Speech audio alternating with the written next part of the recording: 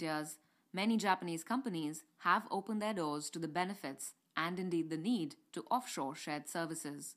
The question then arises of which country to offshore to. Emerging economies like India, Vietnam, China, and the Philippines all offer competitive options, but recently, the balance seems to be shifting in Vietnam's favor. Speaking at the recent SSO1 conference in Tokyo, Mr. Kiran Sundararaman of Bosch shared his reasons for picking Vietnam as the best option for Japanese companies looking to offshore. Yeah, I mean, if we take Vietnam as a location right now, the advantage that we see is that there are plenty of talent, young talent available. Close to about 250,000 students yearly graduate from universities, and that's a large talent pool. Of course, Vietnam as a country is more secure and stable.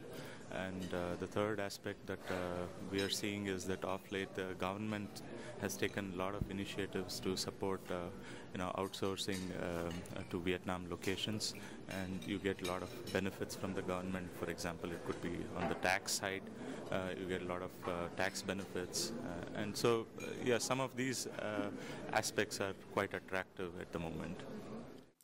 The government incentives are also a big draw. Outlining them further, Mr. Sundararaman said, businesses involved in software production and services, both local and foreign invested, are exempt from corporate income tax for 4 years from the date taxable income is produced. Export of software products and shared services are tax-free. Free or reduced land use costs for shared services in Vietnam. Proactive measures are being taken by the government to improve the country's infrastructure, including telecom, power, and transport. Apart from that, other reasons also play in Vietnam's favor. Salary costs are the lowest among the APAC outsourcing destinations. Attrition rates are under 10%.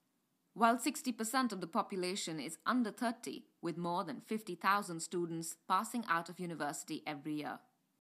Productivity is an important aspect, so we have to go through the learning curve, and their productivity is still an important aspect where we see that there can be improvement. So that's one aspect of operation. The second aspect that we also see is in terms of cultural proximity. It's a slightly closed culture right now, but we see that with quite a bit of engagement and making sure that they understand different cultures, it is possible to change that. And on the sales front as well, I mean, we do not see Vietnamese culture and people more from a sales angle, so they're more inward and a little more conservative, I would say, so they're not outward looking and in terms of approaching different markets and so on. Many Japanese companies looking into Vietnam because of the China program, so that it's very good chance for Vietnam to get such kind of businesses.